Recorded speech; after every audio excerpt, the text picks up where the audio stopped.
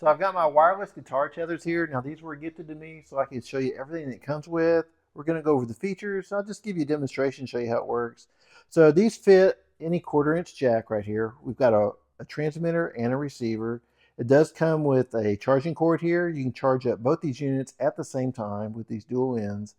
And then if you wanted to use these adapters, you can use these too for any smaller items. So the way these work is that we've got our power button right here. What we're going to do is we're going to press that. And right now you'll see that it's just blinking on. What that means is it's looking for the other end of this, the receiver. So what we're going to do is we're going to press that. And you'll see it quit saying on. And we've got the battery power right here at 100%. Now these do have 3 volume levels with a quick click. You can see here it's got volume 3, volume 1, and 2. So it's real easy to go ahead and change that. And then these ends right here, they do swivel. So depending on if you're putting in an amp or a keyboard or guitar, you can actually move those around without any problem whatsoever. This one right here is labeled receiver. So I'm going to go ahead and put this in my amp.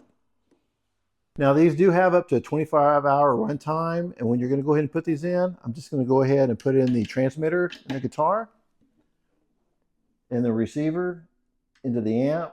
And these do have a transmission distance up to 197 feet. And now that it's on, turn up the volume a little bit. Now I can hear it. Now what's great about these is I can play really anywhere that I need to.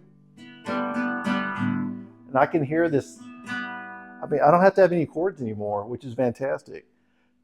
I can just walk around the house. If you were on stage, of course, with the distance up to 197 feet, you can just really play anywhere. I love this. And I can hear it coming from the amp without any problem whatsoever.